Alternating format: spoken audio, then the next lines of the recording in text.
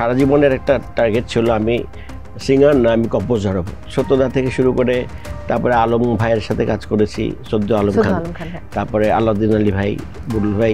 আমার ব্যান্ড ছিল চাইম। তখন আমরা প্রচুর ইংলিশ গান কভার করতাম। শিল্পীদের আমি মনে করি রাজনৈতিক যে ওনারা মনে মনে যেই দিকে চিন্তা ভাবনা করেন ওটা প্রকাশ্যে না আসাই ভালো। এখনকার সিচুয়েশনে আমি যদি নাম উল্লেখ করি, মমতাজ, ও কিন্তু এখন ডিপ্রাইভড হবে। গত সরকারের সময় অনেক শিল্পীকে ব্ল্যাকলিস্টেড করা হয়েছিল, যেটা একেবারে অনুচিত ছিল। কনক আপা, ওনার একটা পছন্দের দল থাকতেই পারে, ওই পছন্দের দল পাওয়াটাই ছিল না, যে কারণে হয়তো সারা দেশের লোকজন যেখানে প্রোগ্রাম হয় ওনাকে প্রোগ্রাম ডাকতে মানে ক্যান্সেল করেছে। আর গত সরকারের সময় যারা প্রায়োরিটি লিস্টে কাজ করেছে, যারা ওরাও যেন ডিপ্রাইভ না হয়, এটাও দেখতে হবে আমাদেরকে।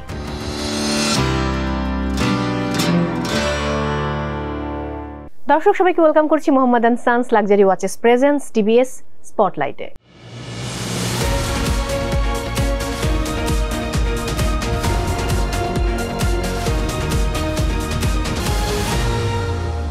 সঙ্গে আছি আমি মৌসুমী মৌ। দর্শক, আর এই মুহূর্তে আমার সঙ্গে যিনি রয়েছেন তিনি তার নিঠুর বন্ধুকে সারা বাংলা খুঁজে বেড়ান। আবার তার ক্ষেত্রে আমরা বলতে পারি জল পড়ে পাতা নড়ে তার কথা মনে পড়ে, যদিও তার কিন্তু তার বন্ধুর কথা মনে পড়ে। আবার তিনি একই সাথে নিজের অন্তরকে টুকরো টুকরো করে ফেলতে পারেন তার বন্ধুর জন্য। এবং এই মানুষকে নিয়ে অসংখ্য জনপ্রিয় গানের কথা বলা যাবে, বধূবেশে কন্যা যখন এলো রে, কিংবা আমরা যারা আসলে বাংলা ভাষাভাষী মানুষ রয়েছি, বাঙালি রয়েছি, যখন পহেলা বৈশাখ উদযাপন করি তার সুর করা সেই গান ছাড়া পহেলা বৈশাখ জমে ওঠে না। বাজে রে বাজে ঢোলার ঢাক এলোরে পহেলা বৈশাখ। নিশ্চয়ই বুঝতে পারছেন কার কথা আমি বলছি। যারা আসলে গানপ্রেমী মানুষ তারা তাকে খুব ভালো করে জানেন, চেনেন। এবং যাত্রাটা শুরু আমি ভুল না করলে 1996-এ, বাকি গল্প আমি তার কাছ থেকে শুনবো দর্শক। এবং তিনি আমাদের সঙ্গে রয়েছেন অত্যন্ত গুণী, জাতীয় চলচ্চিত্র পুরস্কার প্রাপ্ত সুরকার, সঙ্গীত পরিচালক এবং গীতিকবি। তিনি আর কেউ নন, তিনি শওকত আলী ইমন। নিজে কিন্তু গানও গেয়ে থাকেন, তবে আজকে বলেছেন যে গান করবেন না। কেমন আছেন? ভালো আছে। আজকে কি আসলে গান শোনাবেন না? আসলে একদম প্রিপারেশন নেই, হঠাৎ করে চলে আসা। আর আমি খুব আশা করে এলাম যে ন্যান্সি আপুর সঙ্গে আপনার একটা গান আছে, গভীরে গভীরে আরো গভীরে, আরো গভীরে। ওই গানটা আমি অনুরোধ করবো গাওয়ার জন্য। আর আচ্ছা দেখা যাক। আচ্ছা দেখা যাক, কারণ একটা সুযোগ রয়েছে। সময় কেমন যাচ্ছে? সময় ভালো যাচ্ছে। সত্যি কথা বলতে যে এখন দেশ নতুন ভাবে স্বাধীন হয়েছে, একটু আনস্টেবল আছে সবকিছু, আমাদের কালচারাল অ্যাক্টিভিটিস গুলো কম।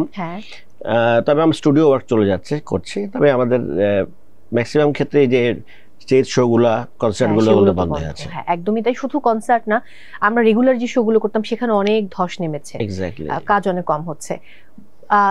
বছরের সময়টাও কিন্তু খুব বেশি নেই, আর অল্প কয়েকটা মাস, 3 মাসের মতো আছে।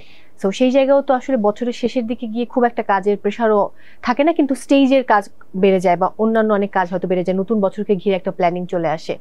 সো এই বছরটা তো একটু অন্যরকম না। বছরের শেষে আমাদের ফিল্মে, আমি যেহেতু বেসিক্যালি ফিল্মেই কাজ করি, তো চলচ্চিত্রের ব্যাপারটা শীতকালে কিন্তু চলচ্চিত্রের শুটিং গুলো হয়, মানে ওয়েদারের কারণে সঙ্গীত পরিচালনা নিয়ে অনেক ব্যস্ত, তখন প্রচন্ড ব্যস্ত থাকতে হয় আমাদের। অন্যান্য বছরগুলোতে যা হয়েছে, তো এই বছর একটু স্লো থাকবে, এটা খুব স্বাভাবিক।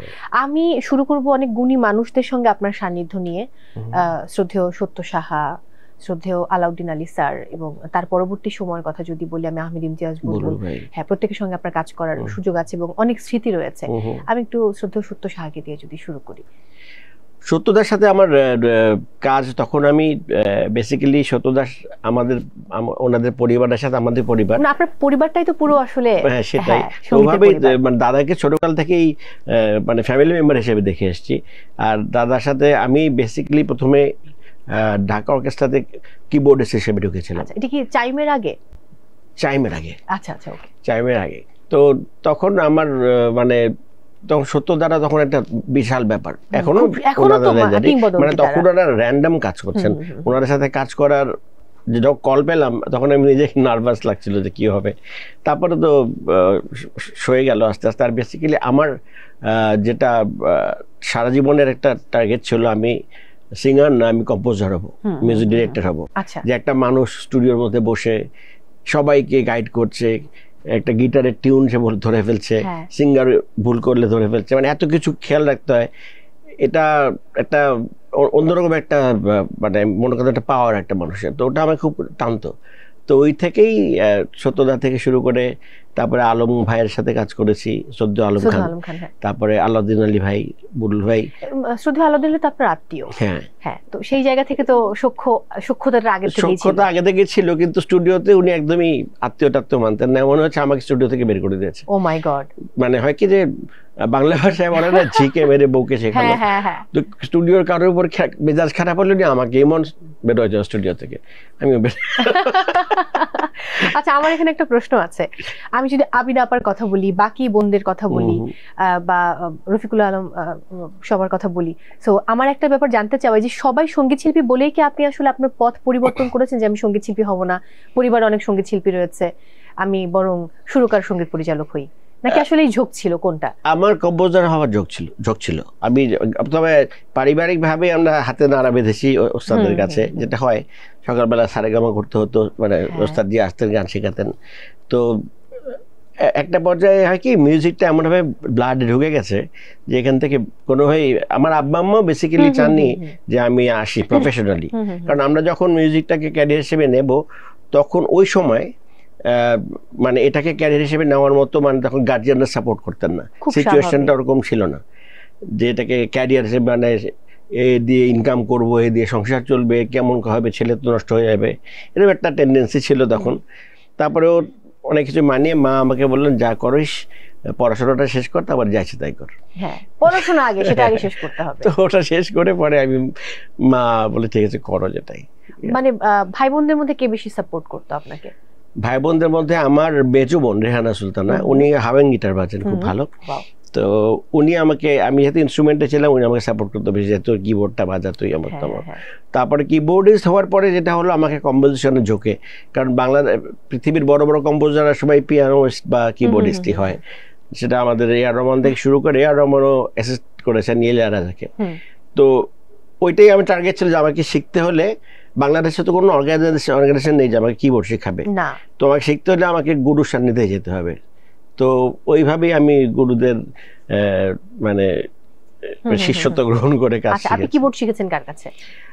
এটা সত্যি নিজে অ্যাবসলিউটলি নিজে, আর কাজ করতে করতে। আর আবার বড় সাপোর্ট ছিল, আমার ব্যান্ড ছিল চাইম, তখন আমরা প্রচুর ইংলিশ গান কভার করতাম, প্রচুর ইংলিশ। আর যেটা হয় কি যে কিবোর্ডিস্ট বা গিটার, এগুলো তো বাংলাদেশি ইনস্ট্রুমেন্টস না, এগুলো বিদেশি ইনস্ট্রুমেন্টস, বেস গিটার এগুলা। যখন আমরা ইংলিশ গানগুলো কভার করা শুরু করলাম, then I came to learn যে what is chord and what is progression, মানে কীভাবে ব্যাপারটা যেতে হয়, যেটা আমাকে অনেক সাপোর্ট করেছে ভবিষ্যতে আমার কম্পোজিশনে।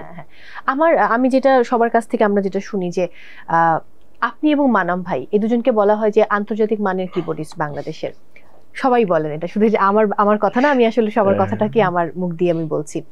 আর সেই জায়গা থেকে কিবোর্ড, এই যে আপনি বলছিলেন একটু আগে যে কোনো প্রাতিষ্ঠানিক বা প্রতিষ্ঠান নেই যে কিবোর্ড শেখাবে, সো এই যে নিজেরা উদ্যোগ নিয়ে কিছু একটা করা, বা সেই উদ্যোগের সাথে হয়তো বাকিদেরকে সম্পৃক্ত করা, এরকম কখনো কোনো প্রচেষ্টা ছিল নাকি ইন্ডিভিজুয়ালি শেখাতেন বা শেখানোর উদ্যোগ নিয়েছেন? আমি শেখানোর উদ্যোগ সত্যি কথা নিতে পারিনি, কারণ আমি প্রথম থেকে ব্যস্ত হয়ে গেছি কাজে। আর যখন আমি কম্পোজিশন ডিরেকশনে চলে আসলাম, তখন নিজের বাজানোটাই কমে গেছে, মানে অনেকে নিয়ে কাজ করতে হয়। তো তবে এটা ঠিক যে আমরা একটা অ্যাসোসিয়েশন করেছি, music composers association of Bangladesh. তো এইটার আমরা অনেকেই আছি, বাপ্পা আছে, নাকিব খান আছেন, আমি আছি, আমরা যারা কম্পোজার অ্যাসোসিয়েশন করেছি। আমাদের একটা টার্গেট আছে যে, আগে সরকারের কাছেও বলেছিলাম, হয়নি, আশা করি এবার হবে, যে একটা ইনস্টিটিউশন করার, যেখানে ইন্টারন্যাশনাল লেভেলের মিউজিশিয়ান আমরা ক্রিয়েট করব, যারা সফটওয়্যার রেকর্ডিং থেকে শুরু করে ইভেন স্টাফ নোটেশন, যেগুলো বাংলাদেশে কেউ ইউজই করে না, এগুলো দরকার হলে বাইরে থেকে টিচার এনে, কোচ এনে আমরা ট্রেনিং দিয়ে নতুন মিউজিশিয়ান তৈরি করবো, নিউ জেনারেশন, যাকে বলে জেন জি মিউজিশিয়ান। 1996 একটু ফিরে যাই, সেই রুটি চলচ্চিত্র, যেখানে আসলে প্রথম আপনি সঙ্গীত পরিচালনা করেন, এবং আমি ভুল না করলে গানগুলো বোধহয় গীতিকবি কবির বকুলের লেখা ছিল, এবং তার সঙ্গে আপনার এই কি বলবো যে জুটিটা খুব দারুণ, মানে গীতিকবি এবং সুরকার সঙ্গীত পরিচালক জুটি। সো একটু সেই 1996 এর গল্প যেতে চাই। বকুলের সাথে আমার কেমিস্ট্রিটা অনেক ভালো, সত্যি কথা কি, মানে আছে না যে এক এক সময় একটা জুটি হয়ে যায়। এবং আলাউদ্দিন ভাইয়ের সঙ্গে ছিলেন আমজাদ হোসেন ভাই, খুব অনেক বিখ্যাত বিখ্যাত গান দিয়েছেন। বুলবুল ভাইয়ের সঙ্গে ছিলেন নজরুল ইসলাম বাবু ভাই, গাজী মাজুল আনোয়ার, সত্য সাহা। এরকম তো আমার আর বকুলের হিস্ট্রি এরকমই যে আমরা অনেক অনেক অনেক, এবং আমি বোধহয় ইন্ট্রোডাকশনে যে গানগুলো বলছিলাম সেগুলো সবই বকুল ভাইয়ের লেখা। এবং ন্যাশনাল অ্যাওয়ার্ড পেয়েছেন যে গানে, সেটাও বকুল ভাইয়ের লেখা, একটা বকুলের লেখা আর একটা অন্য। তো বকুলের আমার প্রথম ছবি যখন এলো আমার কাছে, তখন আমি বুলবুল ভাইয়ের অ্যাসিস্ট্যান্ট, আচ্ছা লাস্ট ওনার অ্যাসিস্ট করেছি আমি। তখন বুলবুল ভাই হি ওয়াজ সো বিজি যে আমি দেখতাম বুলবুল ভাইয়ের সামনে স্টুডিও প্রডিউসাররা বসা, ডিরেক্টর বসা, হিরো বসা, কখন বুলবুল ভাই একটা গান দিবে এভাবে। তো এইভাবে বুলবুল ভাই তো মানে কাজ করতে করতে পাজল হয়ে যেতেন। তখন এক প্রডিউসার, ওনারই প্রডিউসার আমাকে বললো, ইমন তুমি তো বুলবুল ভাইকে অ্যাসিস্ট করছো, তুমি আসো না কেন তুমি? আমি বললাম দেখেন আমি এখনো প্রিপেয়ার্ড না, আমি এখন তৈরি হই নাই। বলে সাহস করো, করে হয়ে যাবে। তা আমি বুলবুল ভাইকে ফোন দিই, বুলবুল ভাই আপনার প্রডিউসার আমাকে ফোন করে বলে অবশ্যই তুই শুরু করবি, তুই অনেকদিন তো তুই শুরু করে দে বিসমিল্লাহ বলে। তো বুলবুল ভাইয়ের আশীর্বাদ দিয়ে শুরু করেছি। অ্যান্ড ফাইনালি বকুলকে ডাকলাম, সবগুলো গান বকুল লিখেছে। আর গানগুলো কেমন হয়েছে না, বাট চলচ্চিত্রটা সুপারহিট ছিল না। পরবর্তীতে বাকি যে গানগুলো একসঙ্গে আপনারা করেছেন, যে বকুল ভাইয়ের লেখা, আপনার সুর করা, সেগুলো খুব দারুণ। কখনো এরকম হয়নি যে তার সঙ্গে আপনার মানে দ্বন্দ্ব বেঁধেছে? কারণ বন্ধুত্বে তো দ্বন্দ্বও থাকে। হ্যাঁ হ্যাঁ, এটা হয় প্রায়। বকুলের সাথে আমার গান নিয়ে হয়তো দেখা গেল ও লক হয়ে গেছে বা আমি লক হয়ে গেছি। যেমন একটা গানের কথা বললেন যে বাজারে বাজে ঢোলার ঢাক, এই পয়লা বৈশাখের গানটা কিন্তু ভালোবাসার গান ছিল একটা। ও মাই গড, একদম অন্য লিরিক, বকুল রোমান্টিক লিরিক লিখেছে। এটা পুরো গান কমপ্লিট, গান গাবে সোনিয়া, ক্লোজ আপ ওয়ানে যে মেটে গিয়েছিল। তো রেকর্ডিং এর আগে দিয়ে চিন্তা করলাম কি না, এই গানটা না যাচ্ছে না লিরিক্স সাথে। বকুলকে ডাকলাম, বকুল এটা আমি অন্যভাবে যেতে চাই, এটা মানে কিভাবে? আপনি আসেন বাসায়। তো বকুল আসলো, চল এটা আমরা একটা ফেস্টিভ গান করি পয়লা বৈশাখ দিয়ে। বলে ঠিক আছে, ট্রাই করা যায়। তারপরে তো গানটা লেখা হলো। তো এখনো মনে পড়ে গানটা একটা ওর ডিফারেন্ট লিরিকের গান ছিল একেবারে। তো আপনাদের দুজনের মানে কম্বিনেশনের আমার সবচেয়ে প্রিয় গান হচ্ছে ও প্রিয় আমি তোমার হতে চাই। হ্যাঁ, এটা আমার ভীষণ ভালো লাগে। আমি জানি না, মানে পূর্ণদৈর্ঘ্য প্রেম কাহিনী সিনেমার গান, এবং ওটা আসলে খুবই দুর্দান্ত একটা গান।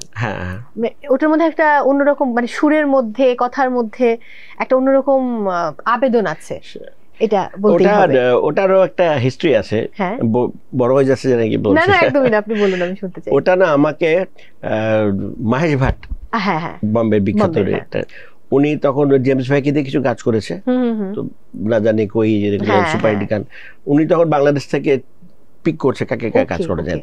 সামহাউ উনি আমার কোনো একটা সোর্স পেয়েছে, আমাকে ফোন করেছে, আপনি আমার একটা গান পাঠাও। তা সিচুয়েশন শুনলাম, যে হিরো ছিল, হিরোর নাম ভুলে গেছি, তো বলে একটা গান পাঠাও, আমি দেখি করা যায়। তো ও প্রিয় গানটা কিন্তু এটাও কিন্তু অন্য লিরিকের গান ছিল, এবং ওটা হিন্দি গান ছিল, যে আধি আধি চাঁদ ভিগি ভিগি রাত কোই তো কুছ কম নাহি, কি পিয়া রে তেরে বিনা জিয়া না লাগে। পরে যখন ওই প্রজেক্টটা ক্যান্সেল হয়ে গেল, তো উনি বলেছেন গানটা আমি রাখবো, ভবিষ্যতে কাজে লাগাবো। পরে ওটাকে আমি লিখেছি, গানটা আমি ইউজ করে ফেললাম অন্য ছবিতে, কারণ বকুল খুব পছন্দ করেছে হিন্দি ভার্সন। তারপরে বকুল আমি লিখি, তখন বকুল লিখলো প্রিয় আমি তোমার হতে চাই, চোখে রাখো চোখ কিছু কথা হোক। খুবই চমৎকার লিরিক ছিল, এবং সুরও একই সাথে। আমি যদি জল পড়ে পাতা নড়ে, এটা বোধহয় পরবর্তীতে একটা সিনেমায় ব্যবহার হয়েছে, যেখানে গেয়েছিলেন বেবি নাজিন আর কুমার বিশ্বজিৎ। এটাও প্রথমে তো আখির জন্য করা, আখির অ্যালবামের সঙ্গে করা ছিল। পরে ওই প্রডিউসার, আমাদের যে ছবির প্রডিউসার ছিল, উনি গানটা খুব পছন্দ করেছিলেন, তো পারমিশন চলে ওটা ছবিতে লাগানো যায় নাকি বলে। তো আমি বললাম যে যেহেতু বকুলেরই লেখা, বকুল ওই ছবিতে গান লিখছে অন্যগুলো, তো আমি বললাম যে ডেফিনেটলি লাগানো যায়, তবে সিঙ্গার আখিকেই আমরা ইউজ করবো। আনফরচুনেটলি আখি তখন দেশের বাইরে ছিল। আখি আপু তো ব্যাপারটা জানতেন? হ্যাঁ, নাকি না, আখি মানে ওকে জানানোর স্কোপই নাই তখন, তো হোয়াটসঅ্যাপে নাই, কিচ্ছু নাই। পরে এটা নিয়ে কোনো ঝামেলা হয়েছে না? পরে আখি একটু দুঃখ করেছিল, খুব স্বাভাবিক মন খারাপ করাটা। হ্যাঁ, তবে আমি বললাম যে গানটা তো আসলে আখিকে বললাম এটা তোরই গান, তো তোর গানটাই নতুন ভাবে আসলে অসুবিধা কি, সমস্যা নেই। আপনার সুর করা গান গেয়ে কিন্তু অনেক গুণী মানুষেরা বা গুণী সঙ্গীত শিল্পীরা তাদের যাত্রা শুরু করেছেন। আমি শ্রদ্ধেয় আসিফ আকবরের কথা বলতে পারি, দিনাত জাহান মুন্নি, টুটুল ভাই, কনা আপু, তারপরে আরো অনেকে আছেন। এক্স্যাক্টলি। সো এখন কি তাদের সাথে কাজ একটু খানিকটা কমে গেছে নাকি যে না আরো নতুনরা এসেছে সেখানে হয়তো ব্যস্ত হয়ে গেছেন আপনি? না, কাজ হয় কি এখন ওদের পরেও তো আরো 2-3টা জেনারেশনের শিল্পী এখন ইন্ডাস্ট্রিতে চলে আসছে, নতুনদের দিয়ে কাজ করছি। তবে প্রয়োজন সাপেক্ষে যখন যাকে দরকার, যেমন কনাও কিন্তু আমার কয়েকদিন আগে সুপারহিট গান করলো, দিল দিল দিল তোকে ছাড়া বাঁচা দিল দিল দিল কয়েকদিন আগে বললে ভুল হবে, কয়েক বছর আগে, এবং দিল দিল দিল গান গিয়ে কিন্তু কনা এবং ইমরান তারা পুরস্কার পেয়েছে। এক্স্যাক্টলি। তো ওর তো কনা তো কাজ করছে, তো কনা সেই গানও বকুল ভাই, সেটাও বকুল ভাই লেখা। আচ্ছা, যদি আমি গীতিকবি বকুল ভাই ছাড়া অন্য কারো কথা বলি তাহলে আপনার সাথে কার এরপরে আমি নিজেই লিখি। মানে বকুল যদি না পারে আমি নিজেই লিখে ফেলি, অনেক গান আমার আছে, যেমন আখির একটা গান আছে বাবুজি। হ্যাঁ, এটা ও বাবা, এটা কিন্তু খুব হিট গান, এবং মঞ্চে যখন আখি আপু পারফর্ম করেন তখন এই গানটার খুবই রিকোয়েস্ট থাকে, মানে এটা গাইতেই হয়, না গিয়ে কোনো উপায় থাকে না। তো এরকম আরো কিছু অনেক গান আছে আমি লিখি। বকুল প্রচন্ড ব্যস্ত মানুষ স্বাভাবিকভাবে, আর এখন ব্যস্ত দিন দিন এত বাড়ছিল যে আমাকে ছাড়া বকুল অন্যান্য মিউজিক ডাইরেক্টররা প্রচুর গান লিখতো তখন, তো না পেরে হয়তো দেখা গেল আমার লেখা শুরু আর কি। আচ্ছা, একটু যদি নিজের সুর করা গানগুলোর অনেক লম্বা তালিকা আমি জানি, বাট নিজের পছন্দের তালিকা করতে বলি তাহলে কোন কোন গানগুলো শুরুর দিকে আসবে? গান তো সবই আমার সন্তানের মতো, প্রতিটা গানই প্রিয়, কোনোটাতে বেশি এফোর্ট দেই কোনোটাতে কম না। এমনও হয়েছে যেটা অনেক বেশি এফোর্ট দিয়েছি ওটা হিটই করে নাই, আবার তাড়াহুড়া করে ছেড়ে দিলাম, গান সুপার হিট হয়ে গেল, ক্লিক করে গেছে। তারপরে যদি দু একটা গানের কথা বলতে বলি, মানে দু একটা আমি চাই না, আমি চাই অন্তত 10টা গান আপনি বলুন যে এই 10টা আপনার খুব পছন্দের। আমার পছন্দের গানের মধ্যে যেমন প্রথমে আসে বধূ ভেসে কন্যা যাক, তারপরে কনকাপ একটা গান গেয়েছিলেন ভালোবাসা ভালোবাসা থাকো তুমি দূরে, আচ্ছা, এটা উনি জাতীয় পুরস্কার পেয়েছিলেন, বকুলের লেখা, তো এইটা আছে। তারপরে আমি আর ন্যান্সি করেছিলাম গভীরে আরো গভীরে, তারপরে ভালো লাগার চেয়ে একটু বেশি, ওই ভালোবাসা রঙের ছবি, দুটো গান। তারপরে ও প্রিয় আমি তোমার হতে চাই, ভালোবাসা রং সিনেমাটা বোধহয় মাহির প্রথম ছবি, হ্যাঁ মাহি বাপ্পির জাজের প্রথম ডিজিটাল ছবি বাংলাদেশে। তারপরে পূর্ণদৈর্ঘ্য প্রেম গানটা তো বললাম, আরো আছে আসলে প্রচুর গান। আমার একটা গান আছে নিজের, এখনো খুঁজি, এখনো আমি, ওটা আমার একটা অ্যালবামের গান, সেটা আমার খুব প্রিয় একটা গান। আর যদি এগুলো কিন্তু আমার নিজের গানের কথা বলছি, আর হিট গান যেগুলো হয়েছে এগুলো আমার পছন্দ না, কিন্তু মানুষের পছন্দ। ওটা কখন কার কোন গানটা ভালো লাগবে এটা বলাটা খুব কঠিন। চাইম ব্যান্ডের একটা গান আছে ভীষণ রকম জনপ্রিয় বা সবার মুখে মুখে ছিল, এবং ওটা সবাই আসলে গাইতো, নাতি খাতি বেলা গেল, একটু কি গেয়ে শোনাবেন আজকে? এটা খালিদ ভাইয়ের গাওয়া গান, এটা যশোর অঞ্চলের খুব বিখ্যাত একটা গান ছিল এটা। তো পরবর্তীতে হ্যাঁ গানটা খুব পপুলার ছিল, আমরা ভীষণ রকম পপুলার, যে কোনো কনসার্টে গাইতে হতো এই গানগুলো আমাদেরকে। এরপরে ব্যান্ড ভেঙে যাওয়া, তারপর আলাদা নিজের মতো করে আবার ব্যস্ত হয়ে যাওয়া 1996 এর পর, এরপর তো আপনার ট্র্যাকটাই পুরো বদলে গেছে। একদমই, আপনি একদম পুরো দোস্তর সিনেমার জন্য আপনি সময় দিয়েছেন। ব্যান্ড কতটুকু মিস করেন আসলে? ব্যান্ড সত্যি মিস করি আমি, কারণ লাইভ যে ইন্টারঅ্যাকশনটা হয় দর্শকদের সাথে, ওইটা খুবই মিস করি আমি। এটা উন্মাদনাটা আলাদা। হ্যাঁ একদম, এখনো ব্যান্ডের মিউজিশিয়ানরা বলে ইমন তুমি কেমনে না বাজিয়ে থাকো স্টেজের মধ্যে, আসো কামব্যাক, আবার স্টেজে আমরা করি যাবিং, সময় পাই না আসলে। আর মানে নেশাটা অন্যদিকে চলে গেছে, তো মানে স্টুডিওতে ক্রিয়েটিভিটিটা ডিফারেন্ট জিনিস। কিন্তু আপনি তো গান করেনও, যেমন ন্যান্সি আপুর গানটার কথা বলছিলেন, গভীরে যে গানটি, সো তারপরে গান নিজের করা কেন এত কমিয়ে দিলেন? চাইলে তো আপনি কন্টিনিউ করতে পারতেন, আরো বেশি সংখ্যক গান গাইতে পারতেন।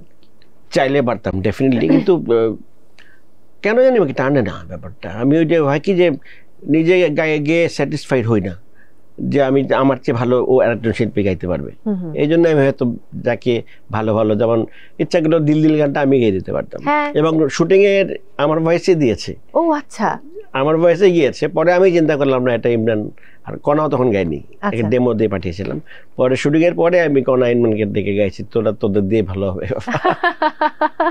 খুব খুব স্বাভাবিক, এটা হয়। এটা অনেক সময় দেখা যায় যে নিজের, আর যারা সুরকার বা সঙ্গীত পরিচালক এরা তো ভেবে ফেলে যে কার কণ্ঠে এই সুরটা বা এই গানের সুরটা বেটার যাবে। এটা অনেক কম্পোজার এটা এই গাজিবে খুব বলতেন যে এখন কম্পোজ যে নিজেই করে, নিজেই গাচ্ছে, নিজেই লিখছে, সুর করছে, নিজেই শুনছে, শোনার নিজেই শোনে। তো ব্যাপারটা যে কম্পোজার এত সেলফিশ হলে হবে না, আমি ক্রিয়েট করেছি বলে আমার গাইতে হবে এরকম আমার ব্যাপারটা না, আমি ভালো যে তাকে দিই হব।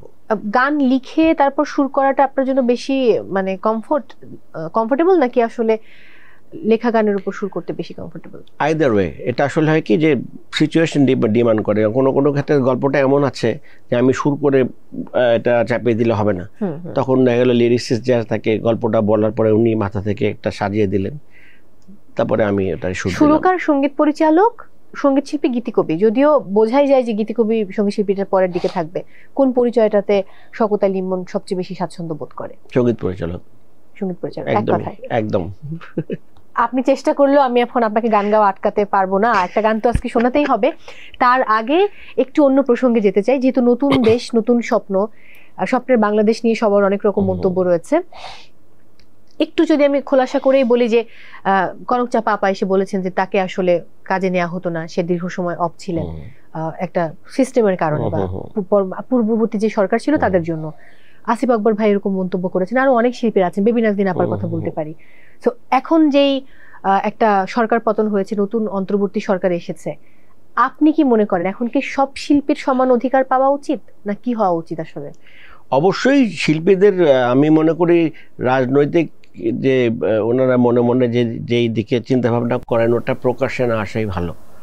কারণ সেই অনেক শিল্পীকে দেখেছি, যেমন এখনকার সিচুয়েশনে আমি যদি নাম উল্লেখ করি, মমতাজ, ও কিন্তু এখন ডিপ্রাইভড হবে, কারণ ও ফোকাসে ছিল গত সরকারে। তো আমি সেই ক্ষেত্রে বলছি গত সরকারের সময় অনেক শিল্পীকে ব্ল্যাকলিস্টেড করা হয়েছিল, যেটা একেবারে অনুচিত ছিল। কিন্তু হয় কি যে এটা তো ব্যক্তিগতভাবে কেউ করে না, সারা দেশেই তো দলের লোকজন থাকে। দেখা গেল যে কনক আপা, ওনার একটা পছন্দের দল থাকতেই পারে, ওই পছন্দের দল পাওয়ারই ছিল না, যে কারণে হয়তো সারা দেশের লোকজন যেখানে প্রোগ্রাম হয় ওনাকে প্রোগ্রাম ডাকতে মানে ক্যান্সেল করেছে। বাট এটা একদমই দুঃখজনক, খুবই দুঃখজনক, কারণ শিল্পী তো সবার, তাই না? শিল্পী সত্তাটাও সবার। আমি আশা করব এবার নতুন যে আমরা নতুন জেনারেশন বা নতুন যারা দেশ গঠন করবে ভবিষ্যৎ বা এখন যারা চালাচ্ছে, একদম এই জিনিসটাকে ওপেন করে দেওয়া উচিত। আমরা তো বৈষম্য বিরোধী আন্দোলন বলছিলাম, এই বৈষম্যটাও আমার মনে হয় যে আগে ভুল করেছে বলে এখনো সেই ভুলের মধ্যে ডুবে থাকাটা আসলে কতটুকু যুক্তিযুক্ত সেটাই আমি ঠিক জানি না। শিল্পীদের আমি বলবো যে এই ক্ষেত্রেও গত সরকারের সময় যারা প্রায়োরিটি লিস্টে কাজ করেছে, যারা কি বলে এটাকে, মানে কি বলে এটাকে, ফ্রন্টে ছিল, ওরাও যেন ডিপ্রাইভ না হয়, এটাও দেখতে হবে আমাদেরকে। সবাই কাজ করবে, যার কোয়ালিটি আছে সেই কাজ করবে। নিজের জীবনের সবচেয়ে বেশি আক্ষেপ কি নিয়ে, বা নাকি কোনো আক্ষেপ নেই আপনার জীবনে? আক্ষেপ আসলে সঙ্গীতে আমাদের এই খুব ছোট দেশ তো, এখান থেকে যতটুকু পেয়েছি আলহামদুলিল্লাহ, আর এর থেকে বেশি পাওয়ার তো কিছু নেই আসলে। আমরা এই আন্দোলনকারের সময়টার মধ্যে আমরা বেশ কজন গুণী মানুষকে হারিয়েছি, জুয়েল ভাইকে হারিয়েছি, শাফিন ভাইকে হারিয়েছি, আরো মানুষ চলে গেছেন। তাদের উদ্দেশ্যে কি বলার আছে? এই মানুষগুলো না আরো অনেক কিছু দেওয়ার ছিল। শাফিন ভাই খুব অকালেই চলে গেছে, এবং কি বলবো, আমি এই সেটে বসে শাফিন ভাইয়ের সর্বশেষ ইন্টারভিউ নিয়েছি, মানে জাস্ট বলার মতো না। এবং উনি মানে ভালো লাগে যে উনি কাজ করতে করতে চলে গেছেন। ওনার ওদিনও শো ছিল একটা, আমেরিকাতে হসপিটাল থেকে একটা লাইভ দিয়েছিলেন। তো and he was a good person, সত্যি কথা। ওনাদের সঙ্গে কথা বললে অনেক কিছু শেখা যায়। তো এই মানুষগুলো খুব তাড়াতাড়ি চলে যাওয়াতে আমাদের অপূরণীয় ক্ষতি, সত্যি কথা। একদম। শিল্পী বলি বা যারা আসলে খুব সৃষ্টিশীল মানুষ, এই মানুষগুলো সামহাও খুব একাকিত্বে ভোগে, কিংবা ব্যক্তি জীবনটা একটু অন্যরকম হয়। এটার কারণ আসলে কি মনে করেন? ব্যক্তিগতভাবে আমিও কিন্তু একা, আমাদের আসলে কি কেন জানি মনে হয় যে মানে যারা সত্যি সত্যি শিল্পী তারা মনে একা থাকতেই পছন্দ করে, কেন জানি। সংসার জীবনটা না মানে খুব একটা সাইকেলের মধ্যে লাইফটাকে বেঁধে দেয়। আমি যেমন এখন বাচ্চা কটা, বাসায় গিয়ে কিন্তু আমি স্টুডিওতে বলবো দেখো আর 3টা পর্যন্ত কাজ করছি, আবার দেখা গেলো 12টা পর্যন্ত ঘুমাচ্ছি। মানে লাইফ স্টাইলটা সাধারণ মানুষদের মতো না। তো এটা হয়তো যারা পরিবার নিয়ে আসছে তাদের জন্য খুব একটু সিস্টেমে আসতে প্রবলেম হয়। তা আমি সিস্টেমের বাইরে থাকি বলে একা থাকি। একটা কম্প্রোমাইজিং একটা মানে পারফেক্ট একজন মানুষ দরকার, সেটা হয়তো একটা ল্যাকিংস থাকে সেই জায়গায়। আমি তবে এটা ঠিক যে অফ দ্য রেকর্ড ক্রিয়েটিভ মানুষ সারা জীবন পৃথিবীতে যারা ক্রিয়েটিভ মানুষ সারা বিশ্বের দিকে তাকালে আপনি একই চিত্র দেখতে পাবেন, একই চিত্র দেখতে পাবেন, একাই থাকে, কোনো অসুবিধা নেই। আমি অনেকটা শেষের দিকে রয়েছি। শেষ করার আগে এই সুরকার সঙ্গীত পরিচালকের বাইরে গিয়ে যদি জানতে চাই, তাহলে শওকত আলী ইমন আর কি পারেন, মানে খেলাধুলা বা অন্যান্য কোনো কিছুতে? আমি অন্য কিছু হতে চাইতেন কি? আমি ন্যাশনাল টিমের ব্যাডমিন্টন প্লেয়ার ছিলাম। ও মাই গড, এটা আমি জানতাম না। ঢাকা মেট্রোপলিটন ক্লাবে ন্যাশনাল টিমে খেলতাম আমি ছোটকালে, ব্যাডমিন্টন ছিলাম। আমি আর আমার ভাই সুবন, মানে আমাদের বাসা নয়াপল্টন, ছোট বড় হয়েছে এখান থেকে। ওই এলাকা আমাদের ভাড়া করে নিয়ে যেত চ্যাম্পিয়ন ব্যাডমিন্টন খেলার জন্য, এবং চ্যাম্পিয়ন হবই আমরা। ক্রিকেট নাকি ফুটবল, কোনটা পছন্দ? ক্রিকেট। তাহলে পছন্দের ক্রিকেটারকে স্পেসিফিক্যালি বলা কঠিন, কারণ সবার খেলাই ভালো লাগে, যে ভালো করে তাকে ভালো লাগে। রিসেন্টলি পাকিস্তানে আমাদের নাহিদ রানা রেকর্ড করলো 153 কিলোমিটার মাইল পার আওয়ার স্পিডে রেকর্ড বোলিং করলো, তখন ওকে ভালো লাগে আমার। কিন্তু পুরনো কারো কথা বলতে আগে মুস্তাফিজকে খুব ভালো লাগে অবশ্যই। হ্যাঁ, তখন সব ফাস্ট বোলারদেরকে আপনার ভালো লাগে। ওকে ওকে, কোনো অসুবিধা নেই। আমি একদম শেষের ঠিক আগ মুহূর্তে রয়েছি, দর্শকদের উদ্দেশ্যে কি বলার আছে? দর্শক মণ্ডলী, সত্যি কথা, বাংলাদেশের গান শুনবেন আপনারা, আপনারা না শুনলে আমাদের গান পৌঁছবে না। সত্যি কথা, বাংলা গানকে, বাংলাদেশি গানকে ভালোবাসুন এবং প্রচার করুন। আপনারা সম্ভব যত জায়গায় সবাইকে বাংলাদেশের গান প্রচার করতে হবে, নাহলে আমাদের সংস্কৃতি মরে যাবে। অসংখ্য ধন্যবাদ আজকে সময় দেওয়ার জন্য। আমি তাহলে বিদায় নিচ্ছি। দর্শক, বিদায় নিচ্ছি আজকের মতো। সবাই অনেক ভালো থাকুন, নিরাপদে থাকুন। দেখা হচ্ছে আবারও Mohammedan sons luxury watches presents TBS স্পটলাইটে।